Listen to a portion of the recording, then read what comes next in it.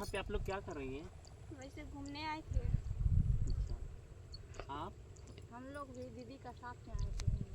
अच्छा, तो ये गाड़ी तो हमारी है, आप इस पे बैठी हैं, बस बैठे रहिए, कोई बात नहीं। मैं ये पूछ रहा हूँ, थोड़ा आप भी पास आ जाइए, आप भी पास आ जाओ। ये कह रहे कि कोई गुरु बनाया आपने?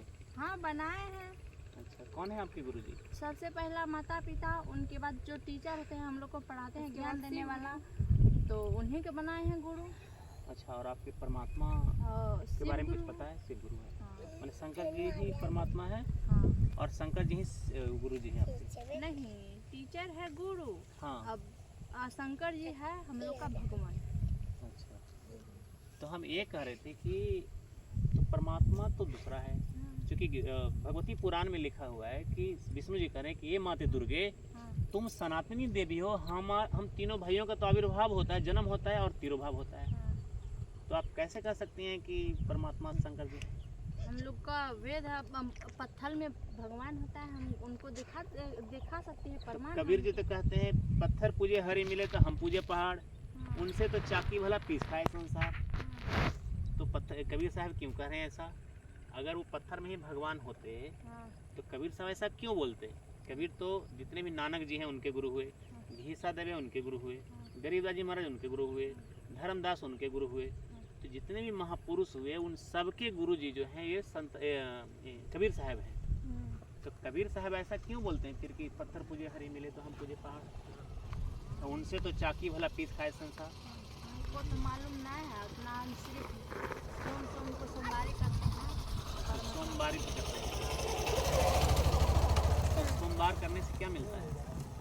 मैंने व्रत करते हैं। गीता जी में तो साफ मना ही है कि गीता जी में ये व्रत करना भी नहीं है। और कृष्ण कहते हैं कि हे अर्जुन, न ज़्यादा खाने वालों की और न ज़्यादा ना खाने वालों की परमात्मा तो नहीं मिल सकता। तो व्रत रखने, व्रत उपवास गीता में मना ही है। हम लोग का तो जो पूर्वज करते आ रहे हैं तो वही न करेंगे। हाँ, ये कहना आपका सही है। तो यहाँ पे देखिए, मैं अभी ये बताता हूँ कि संत रामपाल जी करके एक संत आए हुए हैं। जब कबीर साहब कहे थे कि जब कलयुग 5505 वर्ष हो जाएगा, वो 1997 के हुआ, और 94 को संत रामपाल जी जो है दान दीक्षा देने लगे। 88 में उनको जो है गुरु जी मिले थे, राम देवानंद जी महाराज। उसके बाद 94 में उनको दीक्षा देने को अधिकारी बन गए। तो 97 से वो है सार नाम जो है कबीर साहब उनको दर्शन दे के बोले कि हे, अब तुम इस सार नाम को बांटो। कबीर साहब भी कहते हैं कि सार शब्द सरजीवन बूटी घिसगे संग लगावे, कहे कबीर तेरा सत्कर मानो जन्म कर मिट जावे। तो कबीर साहब अपने अनुसार जो पहले 1398 में प्रकट हुए थे, उसके बाद 1520 में वो चले गए। हिंदू और मुस्लिम दोनों को उन्होंने ज्ञान दिया कि दोनों लड़ो मत, और दोनों का परमात्मा एक ही है। हिंदू से मुस्लिम जलस नहीं करेगा, मुस्लिम से हिंदू जलस नहीं करेगा। दोनों के बीच में मैं बैठा हूँ, और कोई जाति पाति नहीं है। तुम दोनों का जाति, ईश्वर की कोई जाति नहीं, तो तेरी कौन सी जाति हो गई, ऐसा कबीर साहब कहते हैं। तो हमारे गुरुजी संत रामपाल जी महाराज हैं, उन्होंने ये हमें सिखाया है कि उनका कि पहले तो गुरु किसे कहते हैं? गुरु वो होते हैं जिनका ज्ञान वेद से, गीता से, कुरान से, बाइबल से, गुरु ग्रंथ साहिब से मैच करता हो, तब वो जो है गुरु सच्चा गुरु कहलाते हैं। सतगुरु मिले तो इच्छा मिटे, पद मिले पदे समाना, चल हंसा उस लोक पठाऊं जहाँ आदि अमर स्थाना। तो सच्चा गुरु मिलने से परमात्मा के गांव जा सकते हैं, अल्लाह के गांव जा सकते हैं। ठीक है ना? अल्लाह और परमात्मा दो नहीं है, वो एक ही है। सूरत फुरकानी 25 आयत नंबर 52 में साफ लिखा हुआ है, फला तूतियल बिही वाहिदन जिहादन कबीरा। ऐ मोहम्मद, तू काफिरों की बात न मानना, जिहाद करना, डटे रहना, मुकाबला करना, और एक अल्लाह कबीर में भरोसा रखना, उन्हीं की इबादत करना। ये तो हो गया कुरान में। गीता जी में 8वां अध्याय 9वां श्लोक में है, कबीम पुराण मनुषा सीतार मनोर नियम सर्वस्व धातरमा चिन्ह स्वरूपम आदित्य वर्ण प्रस्ताव। हे अर्जुन, परमात्मा कभी स्वरूप में नीचे उतरता है, सबको भोजन कराता है, सबको धारण पोषण करता है, और ज्ञानियों को ज्ञान देता है, और जो बुरे लोग होते हैं उनको तिरस्कृत करता है। फिर से वेद में लिखा हुआ है, सूक्त नंबर 20 ऋग्वेद मंडल नंबर 9, पर कबीर देव द्वारे भीषति सहान विश्वाभ्य स्पर्धा। मतलब वो परमात्मा कबीर देव है जो सबका रक्षक है, सबका स्वामी है, सबको धारण पोषण करता है।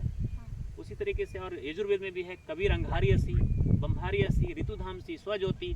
मतलब कबीर जो है बंधनों को काटता है। कौन सा बंधन भाई? जन्म मरण का बंधन।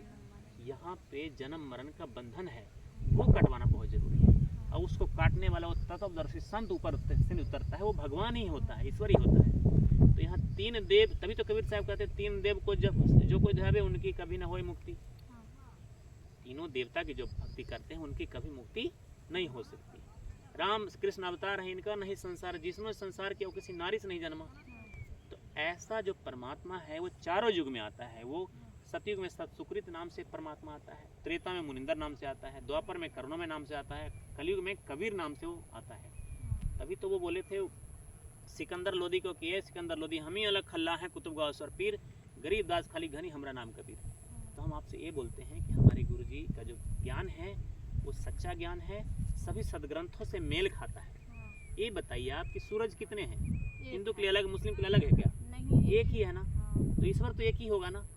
तो अब हिंदू कहते हैं कि हम जो है पत्थर में पूज लेते हैं, नदी में पूज लेते हैं, इन्हें श्रद्धा है उनकी गलती नहीं है। आप लोग की गलती नहीं है, आप शिव जी की पुजारी हैं ना, गलती नहीं है। किसी ने जाना नहीं, उस सदग्रंथ को पढ़ा नहीं, समझा नहीं। संत रामपाल जी महाराज उसी सदग्रंथ को ओपन करके यूट्यूब में दिखाते हैं और सच्चा ज्ञान बताते हैं। तो आप, मैं रिक्वेस्ट करूंगा बहनों कि आप लोग सच्चा गुरु खोजिए, और वो सच्चा गुरु धरती पे आ चुका है, वो जिस पूरे टाइम पे आता है। कलयुग बहुत इंपॉर्टेंट है, कलयुग में सारा जो लोग है वो सब पार हो जाएगा, अपने परमात्मा के घर जा सकता है।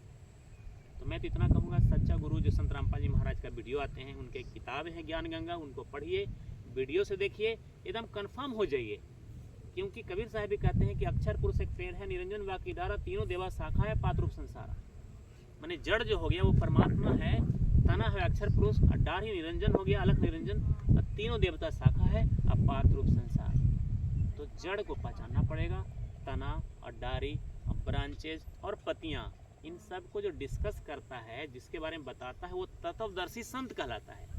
वो आज संत रामपाल जी ही बताए हैं उस ज्ञान को। इसलिए मैं आपसे रिक्वेस्ट करूंगा, संत रामपाल जी का वीडियो देखिए, और आप जो है जरूर देखिए, और ज्ञान गंगा देखिए, और फिर जो है अपना भक्ति, सच्ची भक्ति करिए। हम लोग का पूर्वज तो कभी बतावे नहीं किया है कि भक्ति मतलब उनको पता ही नहीं, क्योंकि वो हाँ। ज्ञान जो है इधर कलयुग में आना था। हाँ। सतयुग में, त्रेता में, द्वापर में आप मानव होते कोई फायदा नहीं होता, हाँ, क्योंकि देखिए कलयुग में वीडियो। ही केवल मानव पार हो सकता है। कलयुग में नाम आधार है, कौन से नाम? परमात्मा का नाम, आदि राम। 5 गो राम है, एक राम दशरथ के राम, दूसरा राम आत्म राम, आपके अंदर, मेरे अंदर, इनके अंदर, इनके अंदर, जीवों के अंदर, पेड़ों के अंदर। तीसरा निरंजन, अलख निरंजन, जिसको तभी तो शंकर जी कहते हैं अलख निरंजन, मतलब उनसे बड़ा है, तभी तो तीसरा राम अलख निरंजन, और चौथा राम अक्षर पुरुष राम परब्रह्म, और पांचवा राम आदि राम सतपुरुष, अलख पुरुष, अनामी पुरुष, सत सुकृत, मुनिंदर, करुणामय, और कबीर भी उसी को बोलते हैं। ठीक आप है। पहले ज्ञान समझिए। हाँ। मैं ये नहीं कहूँगा आप डायरेक्ट आ जाइए, पहले ज्ञान समझिए, फिर कंफर्म हो जाइए, फिर दीक्षा लीजिए, फिर भक्ति करिए, सच्चे राम के नाम मिल ठीक जाएगा। है, आपसे हम लोग ज्ञान सच्चा है बहन। समझेंगे।